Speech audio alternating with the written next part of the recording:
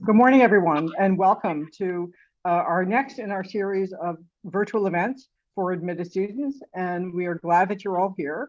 And our topic today ranges from pro bono work to public interest to experiential learning. So we have three really wonderful people on our panel today. Jill Friedman, who is in our Camden campus, Susan Feathers, who's in the Newark campus, and Dean Rosner, Andy Rosner, who is in also on the Newark campus. Also joining us are Nancy Rupert and Amy Timko, two of my colleagues from the admissions office in Camden. I encourage you, if you have questions along the way, to please put them in the chat or in the Q&A. That will be monitored, and we will pull your questions into the conversation, or we will answer them in the Q&A or in the chat. So let's start with Dean Friedman. Why don't you tell us a little bit about yourself, about your background and your legal career as you've made your way to Rutgers, and then we'll a little bit later on we'll get into all of the work that you do on the Camden campus. Dean Friedman, go ahead. You're on mute, Dean Friedman. Sorry. I am a boomer. That is what boomers do. Welcome, everybody. Congratulations on being admitted to Rutgers. We can't wait to meet you in person. I will confess it's a little weird to be talking to myself on the screen. We don't see you, but we hope you're listening at least while you walk your dog or do something else that's equally important at least. Anyway, I'm Jill Friedman. I'm the Dean for Pro Bono and Public Interest for the law school. I have responsibility for both campuses, but I work with Dean Feathers, who's based on the Newark campus. And I am generally based in Camden. I come up to Newark some of the time. I've been at Rutgers for going on 15 years, and I bound into work every day. I love working at Rutgers. And with the students we get, students who generally, and I think by reputation, care a whole lot about changing the world for the better. And achieving greater social justice. That's why I do what I do. That's why I love what I do. Early in my career, I was a public defender at the Legal Aid Society in New York City. Then I had a long stint at home raising my children full-time. Then when I came back into professional life, I had a variety of positions in various nonprofit organizations. And then I came to Rutgers to run a particular pro bono project, our street law, which is one of our most popular, where law students go out into the community and teach, generally it's kids, about their rights and about everyday law. And then my real estate just kept growing, and here I am.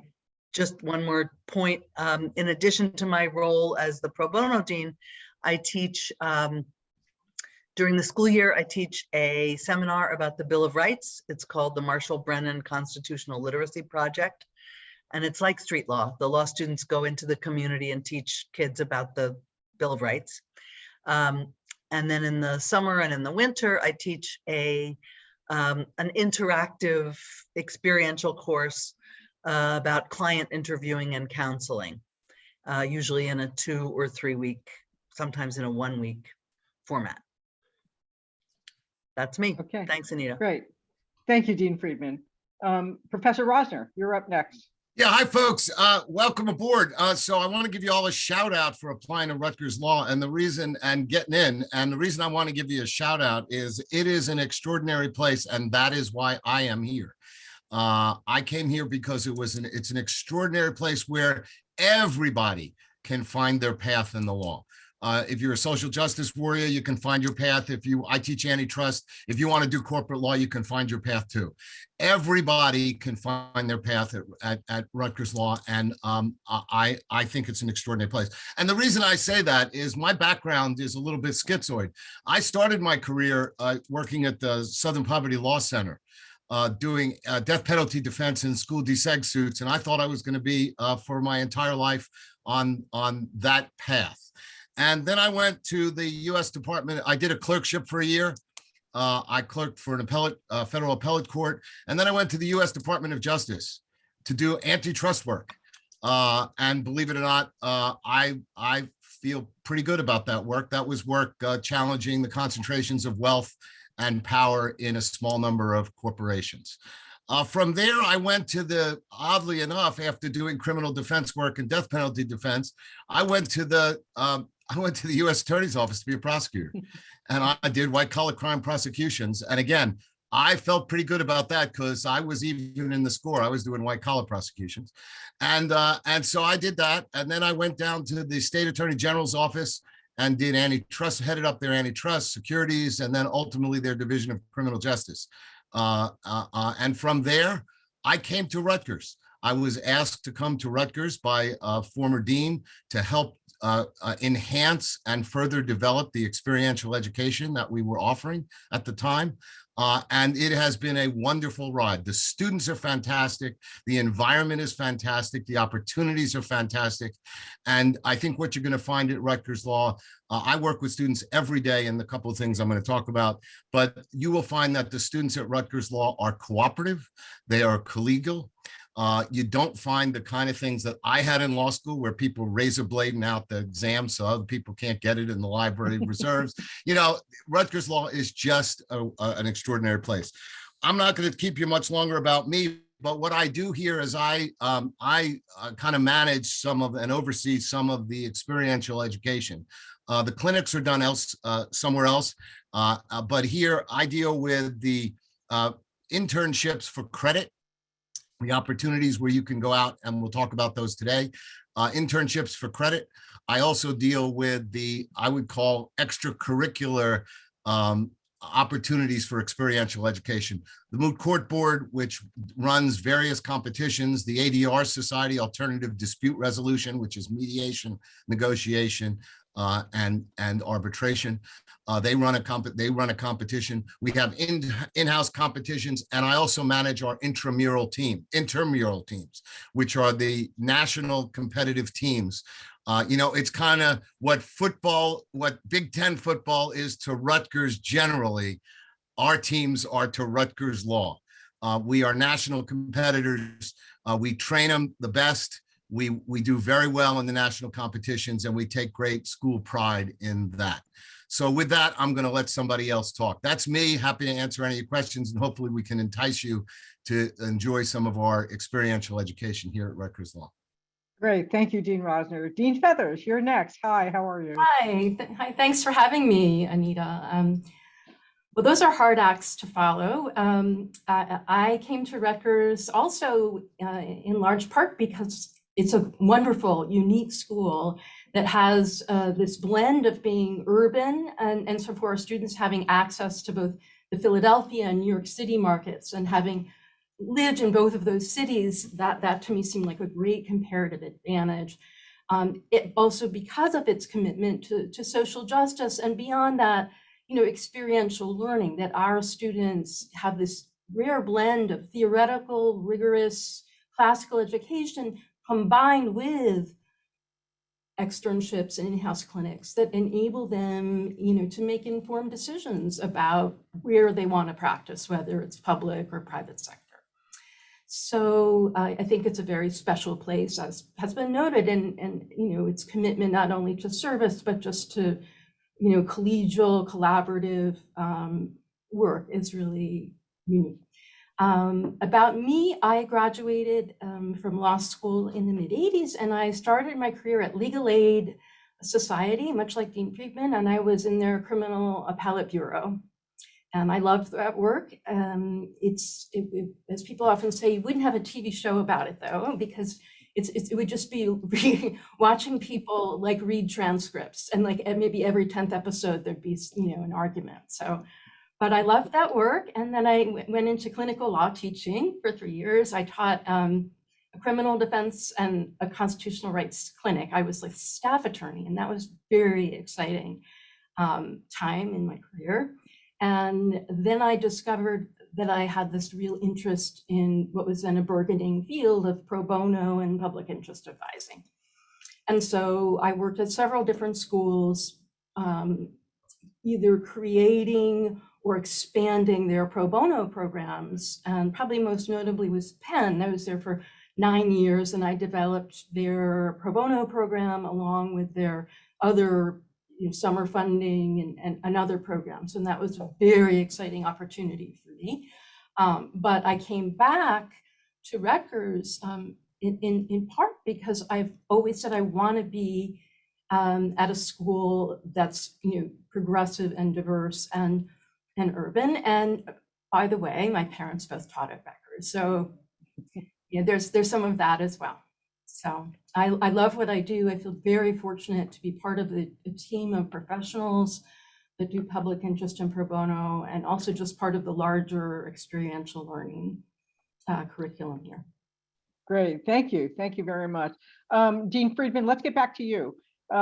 You wear a lot of hats at Rutgers Camden, and you do run some really incredible programs. You'd mentioned street law, but there's also lots of other pro bono programs where students have an opportunity to get involved in the community and to do some really interesting things. Can you talk a little bit about some of the different programs that you run and some of the opportunities that students may have? Sure. I guess we can't ask people to answer because, okay. Usually at this point, I ask people whether they know what pro bono is, but I'll just say that pro bono means for the good. I took 4 years of Latin in high school. And it's a core tenet of the legal profession that lawyers will give back. So it's expected of all lawyers, and we expect it of all law students. Rutgers doesn't have a formal pro bono requirement, but honestly, if you're going to school for 3 or 4 years in Camden and Newark, or Camden or Newark, give me a break. You got to do some pro bono. And the best part about that is that it also very much benefits the person who's doing it. In the primary benefit is it makes you feel great. But in addition, our pro bono projects give you the chance to develop substantive knowledge, technical skills, and professional networks that we hope will be helpful to you as you build your careers.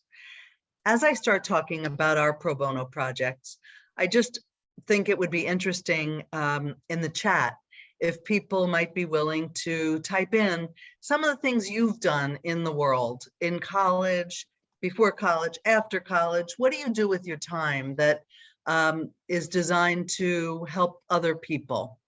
And if you want to throw in something about how it makes you feel, that would be great too. But usually our admitted students, oh, there you go, Legal Aid Society.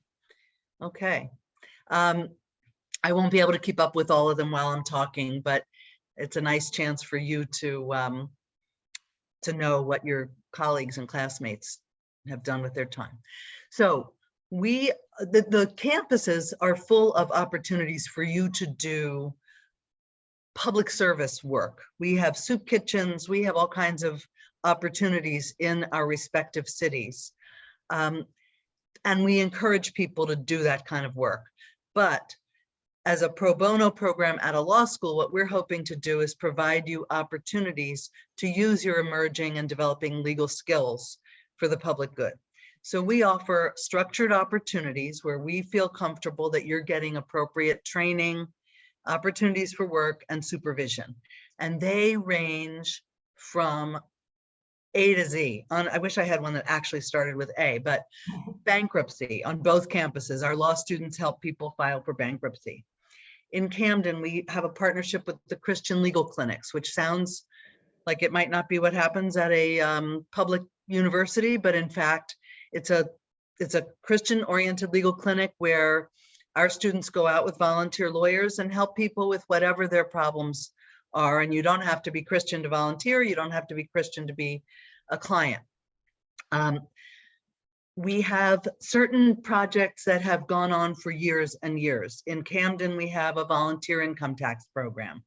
In Newark, we have partnered with Volunteer Lawyers for Justice, which is a wonderful nonprofit that does all kinds of civil legal services, expungement, helping people get driver's licenses, which doesn't sound like a big deal.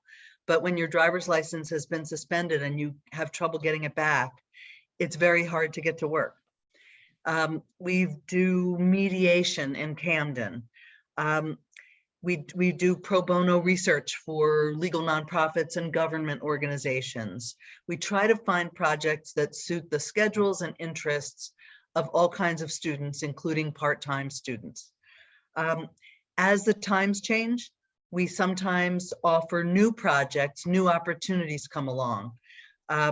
This past year, the Disabled Law Student Association partnered with a New Jersey nonprofit called Disability Rights New Jersey to help with a very complex SSI issue that honestly, I don't even understand, but they helped people plan for when some pandemic era protections are going to expire. And they did that virtually.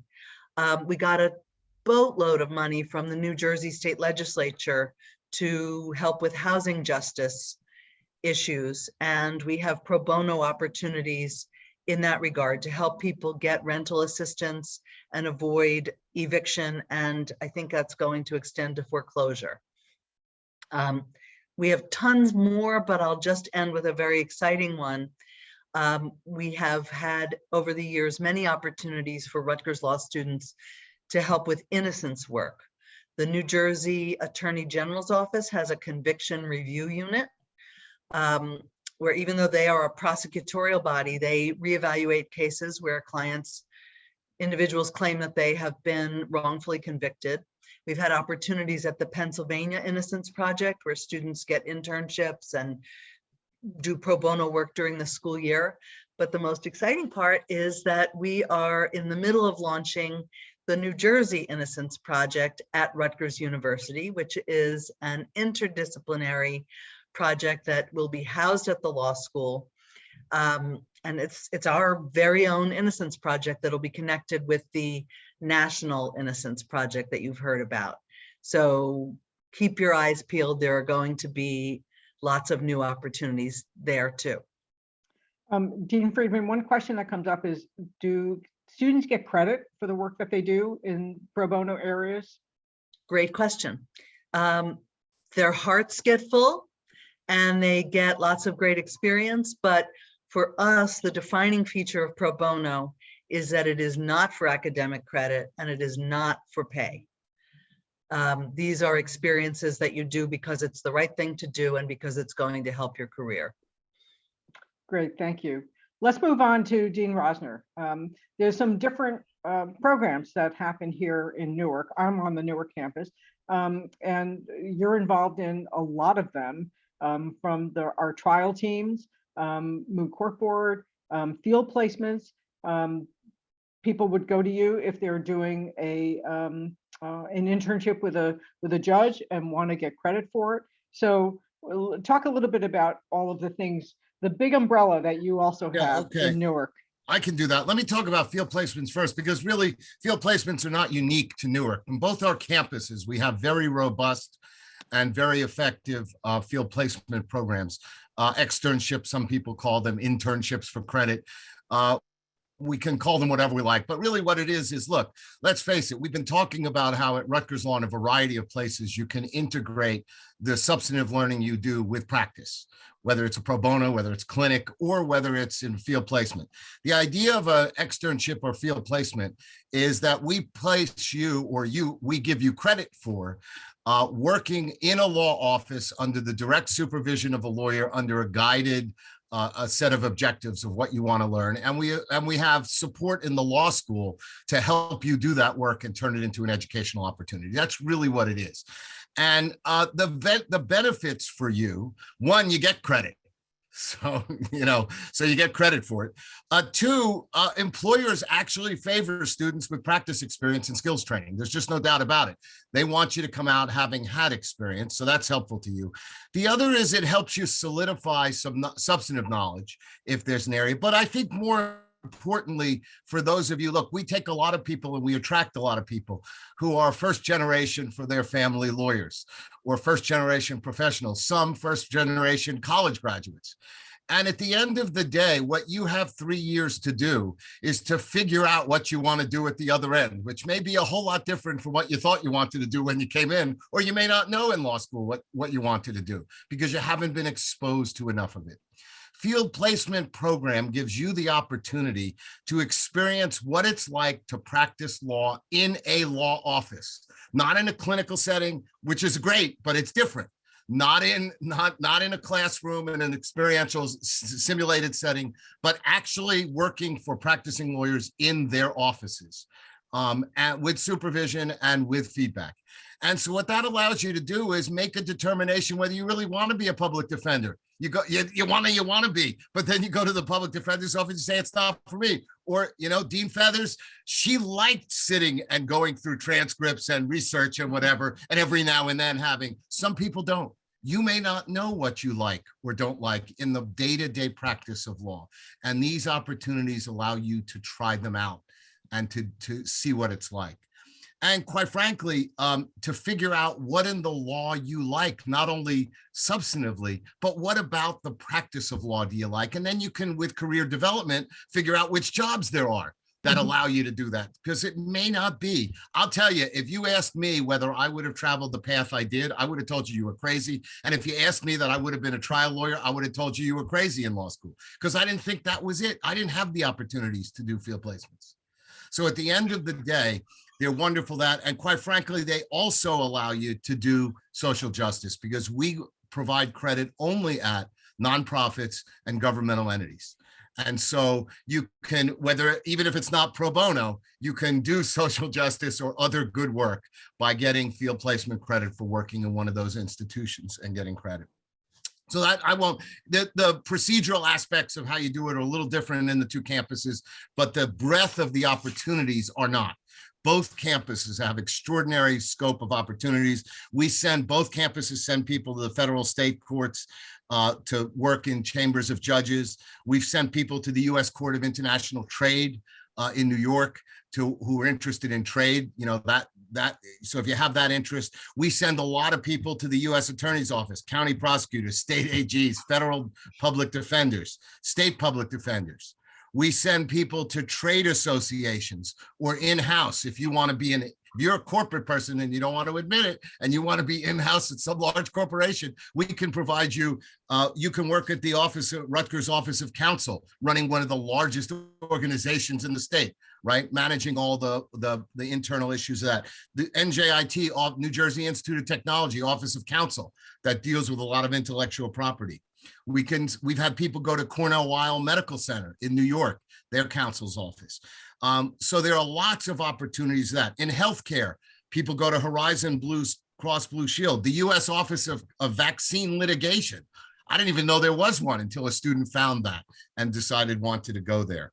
And neighborhood health services organizations, nonprofits, we send people there.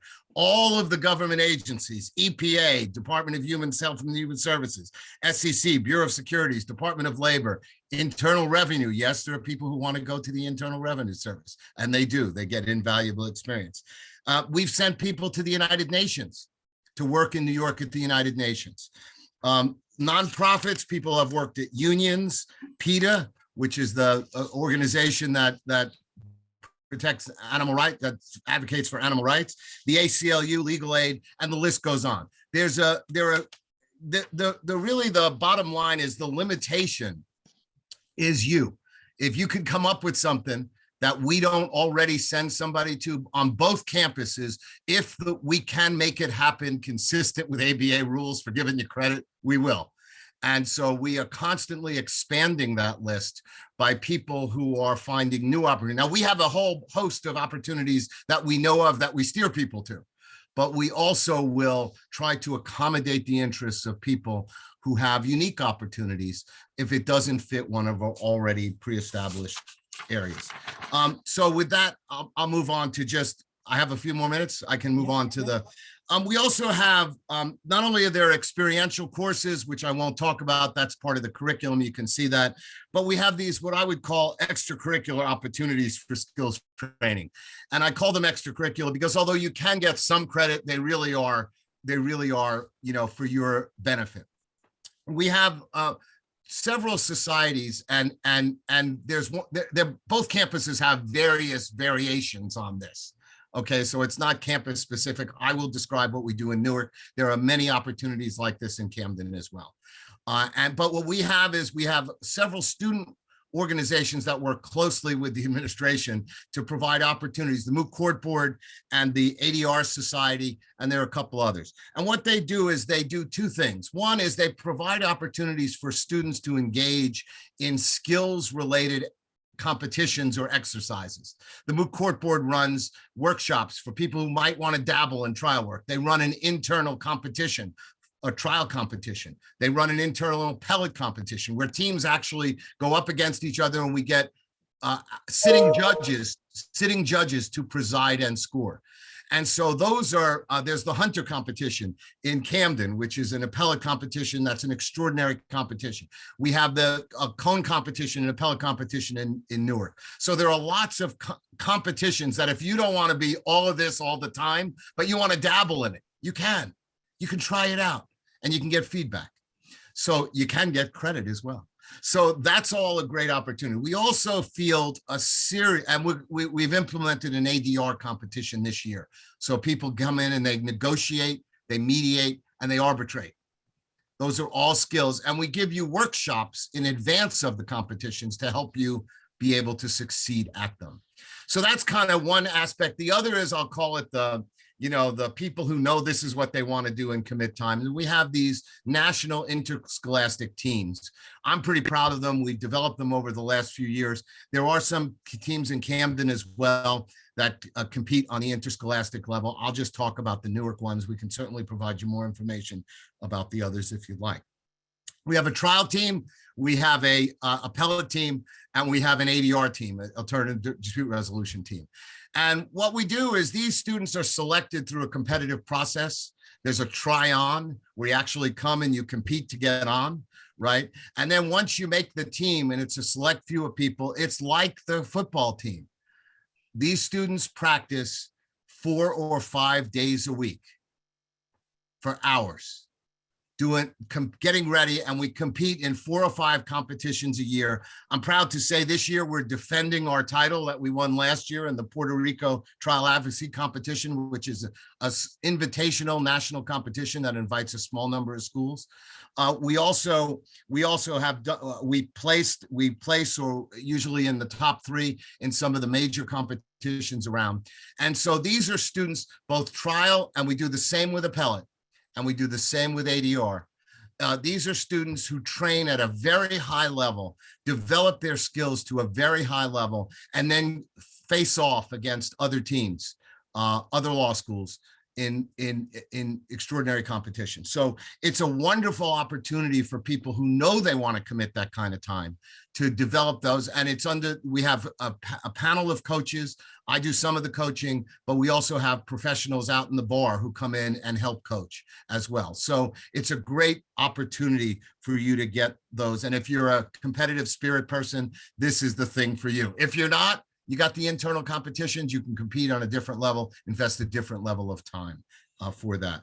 I also want to do a shout out for, in Newark, I brought back a few years ago the C. Willard Heckel Inn of Court. And if you're unaware of the Inns of Court are modeled on the British system, where early days, in order to become a member of the bar, you had to go apprentice through an Inn of Court. And so it had barristers and mentors and people who would mentor young lawyers so that they could be admitted into the bar to practice. In the United States, we don't do that as a practice of admissions, but we have Inns of Courts around the country that act as a mentorship for young lawyers and along the way in the same kind of model. We have an Inn of Court at Rutgers Law School called the C. Willard Heckel Inn of Court, named from one of our former beloved deans. And that Inn of Court, the reason I'm talking to you is I was its first president when we started up. I'm now secretary to the Inn. Each year, the faculty nominates students to become members. And we have 10 student members every year who will, and what happens is they are mentored by people in the Inn. We have a Supreme Court justice who's a member of the Inn. We have various judges who are a member of the Inn.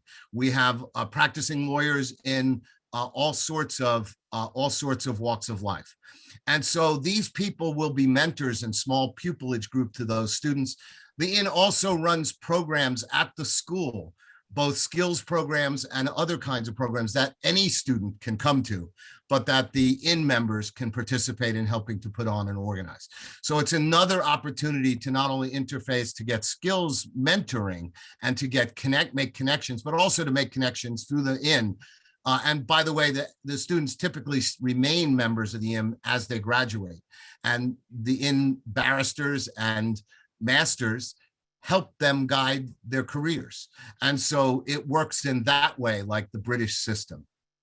I'm gonna silence myself because I've been talking too long.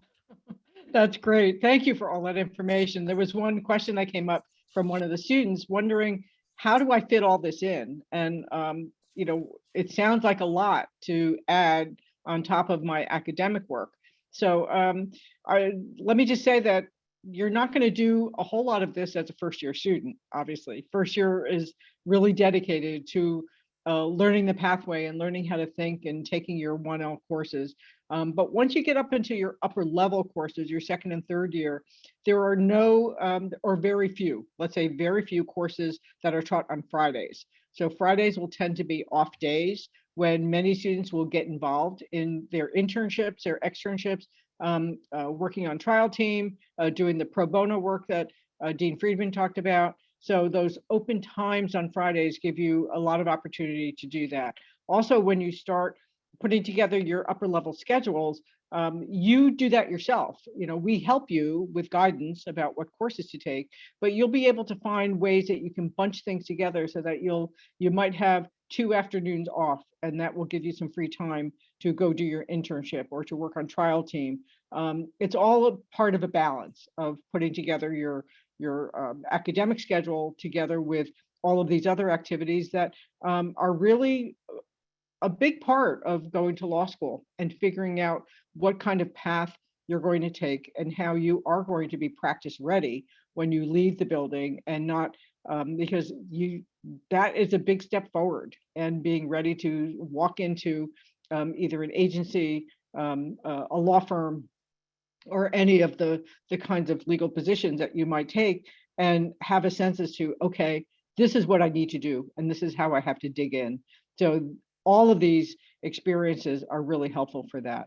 Yeah, I'm going to turn it over. If I could just also add, just to also make clear one other connection. I'm sorry, Sue, but if you're doing things like the externship or a field placement, you're getting credit for that. Right. So during that semester, you might get 3 credits for that externship. So you're taking 1 less course. And so similarly, if you're on the trial team, there's a course component of the trial team, mastering trial ad 1 and 2. So you will be getting credit for part of the time because you're going to be doing it as part of a class. And some of the other things come with a credit or 2 that help, not only the things that Dean Walton was talking about, but your course load will actually be a lower credit load because you're collecting some credits for these experiential opportunities. Sorry, I just wanted to know. No, great. Thank you. That was a big help. Dean Feathers, you're going to be up next.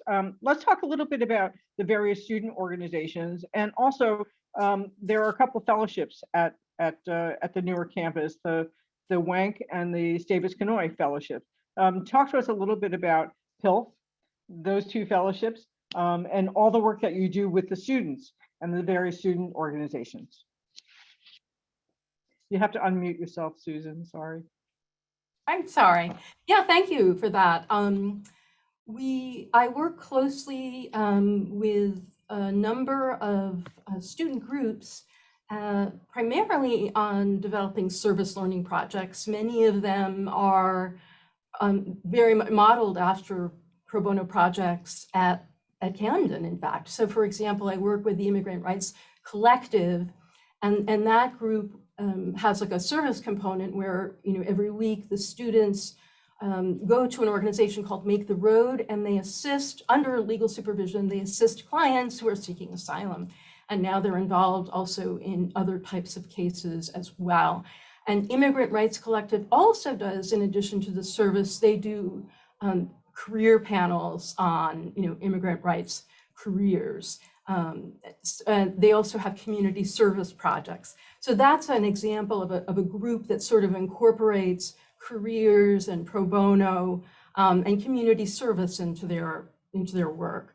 Another group that I work with is called the Newark Right to Housing Coalition. I hope I got that right. It changes slightly each year.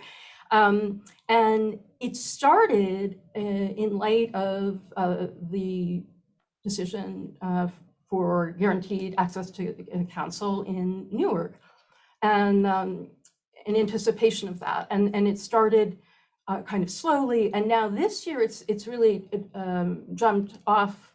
It's taken a lot of momentum. The students are working with Professor Narinda Hyatt as part of a larger project on creating a statewide diversionary program. And what the students are doing now in their work is know your rights trainings for low-income tenants and homeless people. And so there's a huge emphasis on students educating people about their legal rights and making sure that they're aware of them. The students are also working on some policy issues along with Professor Hyatt. So that's another example of a group that's kind of a hybrid. They work with the clinic, they work with community organizations, and they also work with the pro bono program. And they've also they're about to do actually a panel for the community that will focus on know your rights in various different areas, not just housing, but immigration and so on. And so let's see, we also have an International Refugee Assistance Project, which exists at both campuses, and I work as sort of an advisor to that group. That's part of the IRAP. Rutgers were the first New Jersey school to have an IRAP chapter, and we're part of the sort of the national organization is focused on assisting resettling refugees. Obviously, right now we're in a time of transition, but we have students working very closely on a community service project in New Brunswick and continuing to take cases. And our students just got back from a couple of weeks ago from they were at a national advocacy competition, and they've been selected a couple of years in a row to have their students, or among the Rutgers students, to do summer placements in Amman and in Beirut. So those are some of the kinds of activities that I work with students on. You mentioned public interest fellowships. We do have, Camden has an admissions-based program as social justice scholars. We don't have that at Newark, but what we do have are fellowships for students in the spring of their first year. We have an opportunity for students to apply to any number of fellowships. Some of them are 2-year fellowships and some are 1. And what these fellowships over our arching mission is to cultivate the legal skills and network for students with a substantive area of interest. For example, our immigrant justice fellows are selected from the first-year class, or in some cases from an evening class, and they receive a stipend. They also have guaranteed access to the clinic and a guaranteed summer placement, which is not required, but it's guaranteed nonetheless. The Wank Fellowship is another 2-year fellowship. This is a fellowship it's one of our older fellowships, founded in 1987. There's a lot of history there. And that fellowship enables its recipient to work at the ACLU of New Jersey for a stipend during the 2nd year. And then usually in the 3rd year, the Wank Fellows do a joint project of some kind. And then our Kanoy Davis Fellowship is perhaps our oldest. It's founded in memory of Arthur Kanoy. Those of you who might know him, he was a people's lawyer and really one of the co-founders of the Constitutional Rights Clinic, as well as the Center for Constitutional Rights. And so that particular fellowship enables students interested in civil or international human rights to enroll in a full year course where they're going to get sort of a deep dive into international human rights and civil rights, depending on which clinic. And then those students also have summer and other opportunities. So that is, it's sort of our fellows program. If you look at the collective, we might have 15 or 20 fellows at the law school at any given time.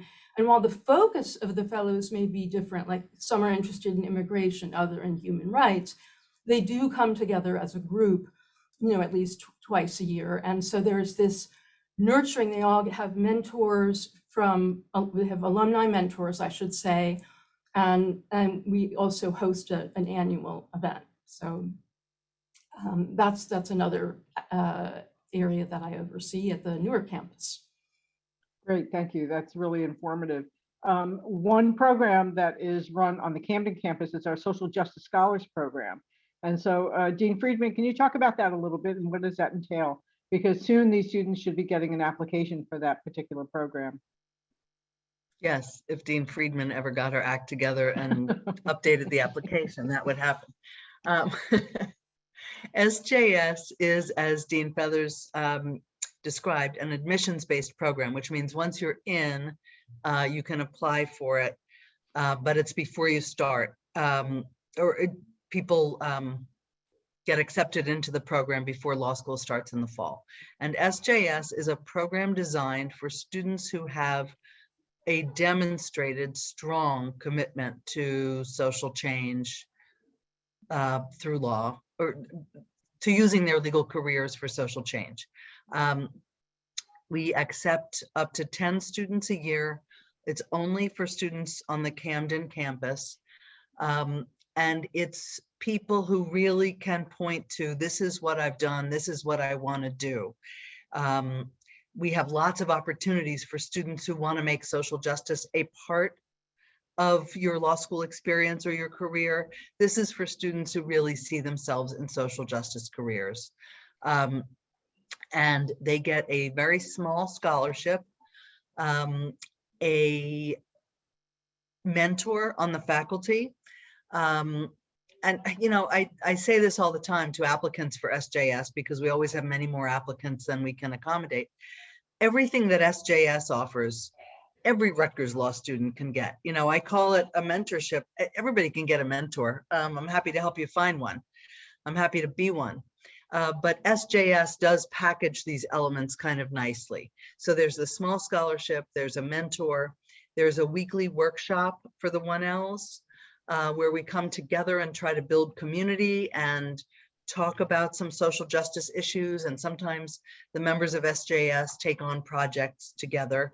One year they did a big Know Your Rights program in Camden for the community. Know your rights as to immigration, know your rights as to encounters with the police, etc. And then the other real benefit that members of SJS get is guaranteed summer funding for qualifying public interest work,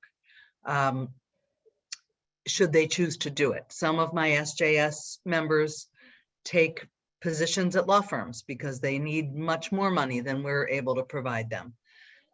Or because they want to explore that as a possible career path while they are committing to doing public interest work throughout their careers as well. In addition, SJS members have the responsibility of completing pro bono work during law school. They have a 100-hour obligation. So information about the program should be available soon on the law school website, and presumably you'll also be getting an invitation to apply. Again, it's only for students on the Camden campus. Okay, great, thank you. There's also a number of ways that we can assist you in terms of finding those careers after you graduate. And one of the biggest ones is there's a huge public interest law fair at NYU. Dean Feathers, you want to talk about that a little bit?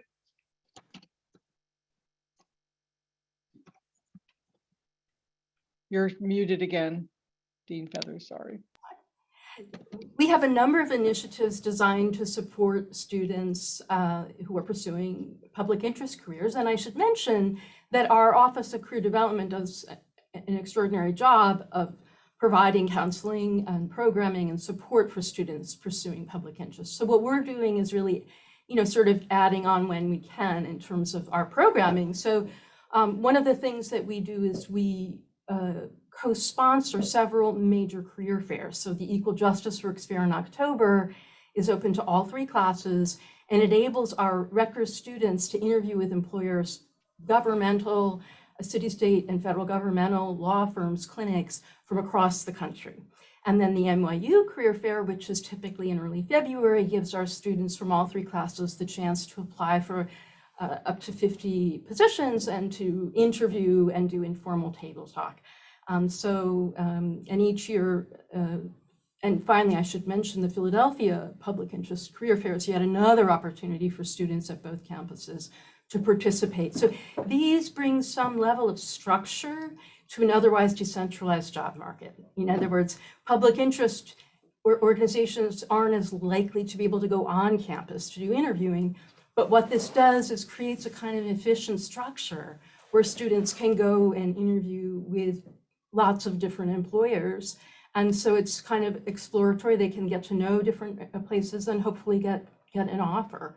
And just to give you an idea, like this year we had 225 students register for NYU. And of those, we had 150 students upload about over 1,500 applications. So now, I don't know the numbers yet, but our students this year, a good number of our students, close to 100, got interviews, and many have received offers. But we're still counting the numbers there. We're really proud, also, I think, at both campuses, various programming of cultivating new pipelines for students, whether it's through pro bono, through our MEDA program, through career counseling. We've worked with alumni and faculty to make sure that students aren't just going back to the same place over and over again. In other words, it's fine. There's some great placements that we're always going to be sending students to, whether it's the New Jersey Attorney General or the New York City Law Department. But we've worked really hard, I think, to establish a more national presence for Rutgers Law School.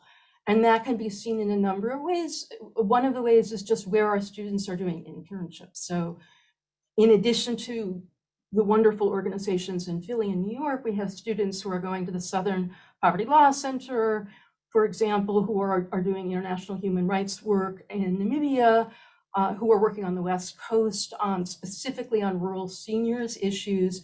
So our students are, for those students who are geographically flexible, we're really trying to develop more pipelines. And another evidence of this is the fact that, in the last 5 years, our students have scored, there's been a dramatic rise in the number of students who receive what's called postgraduate fellowships.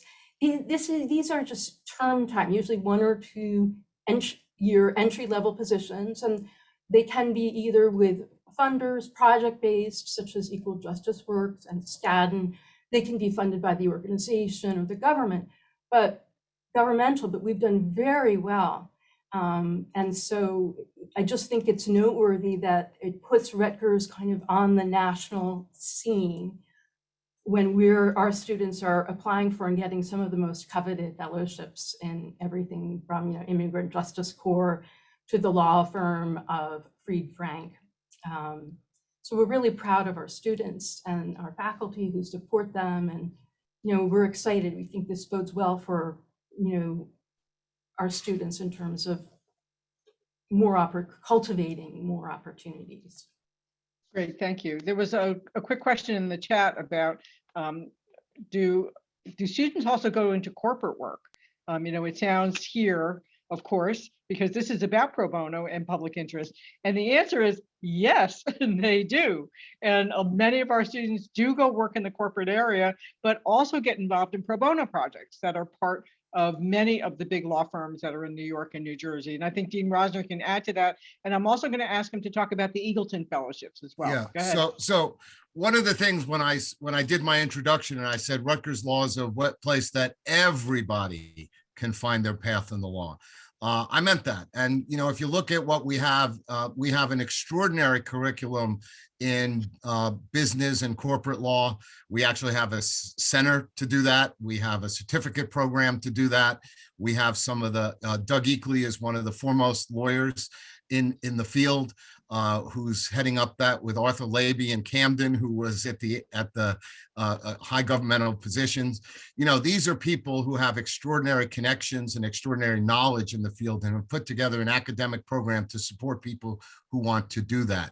There are various things within the curriculum for people who are interested in corporate law. I already talked about tax. We have a tax clinic, right? I mean, so there are a variety of opportunities for everyone. I teach antitrust. And you know, that can be both a corporate thing and an anti-corporate thing. So there are lots of opportunities in the curriculum, and we have people going to all walks of life. I'm sure the career development people will talk about that. I did want to mention the Eagleton Fellowship, just because, again, we're talking here mostly about the law school's opportunities. But, you know, one of the things about this law school is it's in an extraordinary university, and that university has even broader opportunities. You've heard some of the interdisciplinary things that we're able to do at the law school. The Eagleton Institute of Politics, which is housed in Camden, and one of our former dean is the head of, has a fellowship program called the Eagleton Fellowship, which is a graduate program for people who are interested in politics and government, careers in politics and government. It is a graduate program in the sense of people in graduate schools in Rutgers University can get these fellowships. And it's kind of a one-year add-on. It's a curriculum. You ought to look at the website. I'm sure we can put it in the chat.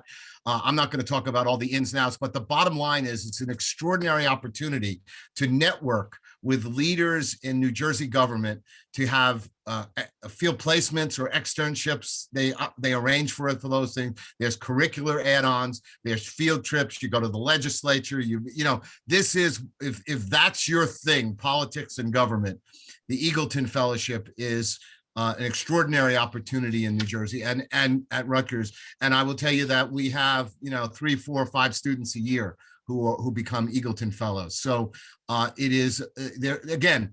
You name the discipline you want to go to, and there's an opportunity at Rutgers Law for you. Yeah, I want to mention that I think they have 25 fellowships that they offer through the Eagleton Fellowships. And there's been years when we've had 8 to 10 students, law students across both campuses. And they're in New Brunswick, actually. You mentioned Camden. The Eagleton is in New Brunswick. That's okay. You know, we have 3 big campuses. So we're winding down toward the end. So Dean Friedman, how about some last words for the students who are here, or anything that we didn't cover that you're dying to talk about? I was going to say, I'd love to give some elevated, inspirational talk, but I want to talk about money, because a lot of the wonderful jobs that we talk about, the internships locally, regionally, nationally, internationally, are unpaid. So we put a lot of our energy into finding money for you so that you're never going to get rich off of a summer internship that's funded by a Rutgers stipend, but we hope to be able to help you pay your rent. And we have a lot of different funders who make that possible. The one that probably gets the most splash, and deservedly so, is the MAIDA, M-A-I-D-A family. They came to us in 2015 and said they wanted to bump up their giving. And I presented them with a proposal about how they could spend $1 million supporting students, 40 students every summer for 5 years. They said, great, we'll do that for 5 years. We'll never renew it. We'll help you find other funders, but we're in for 5 years. They're now on their second million, more than their second million, because they love seeing the impact of their philanthropy. They do fund almost 40 students every summer at legal nonprofit jobs. They also fund a postgraduate fellowship for a Rutgers student every year. So we're on our 7th MAIDA postgrad as well. It's been a sea change. We pretty much have been able to fund everyone who applies for summer money in each of the last couple of years. Sometimes it's as little as $1,500 to help offset gas expenses, but we're able usually to give something to everyone in a qualifying public interest position. And we will continue to work hard to make those dollars available to you.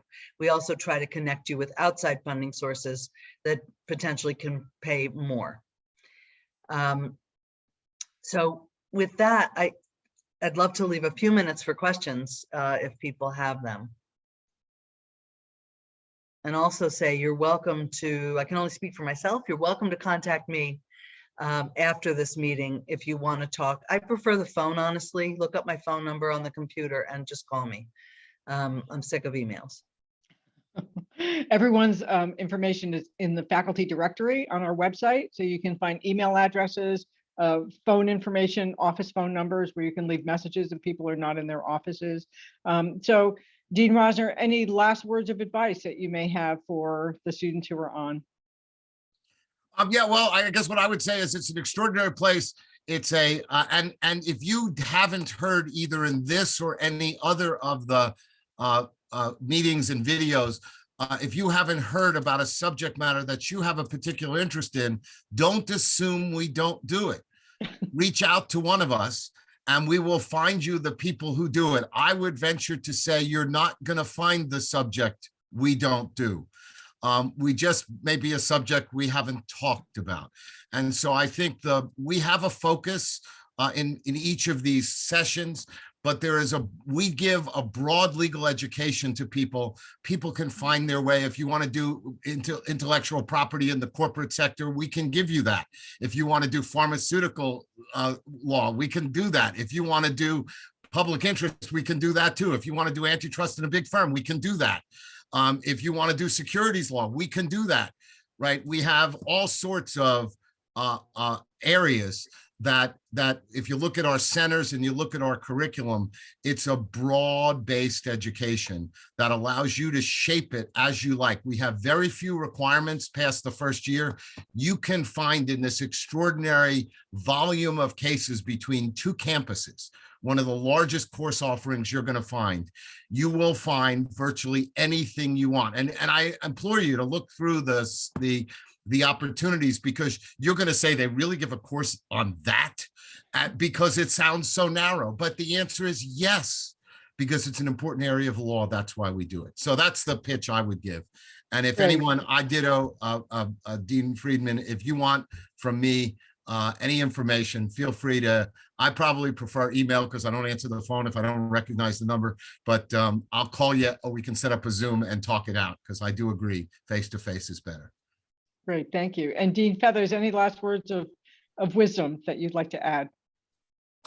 I think it's all been said. It's a very exciting, collaborative place, and we're really pioneering in a lot of ways, from our experiential learning, the breadth and depth of our experiential learning program, to the fact that we're part of a university where diversity and access to justice is so embraced, and where there are also so many opportunities for interdisciplinary study as well. I think it's a very unique place, and I hope you'll all, congratulate all of you for being accepted. Well, thank you. Thank you to all of our panelists who are here today, and to all of the students who are on the call as well. I'm going to give a plug for our hot topics. Our hot topics were 5 different panels that we had with faculty that covered all different things, from corporate law to immigration, to juvenile justice, to reproductive rights, to discrimination in the law, or diversity in the law. Those happened about 2 weeks ago, and they were all recorded, like this is being recorded today.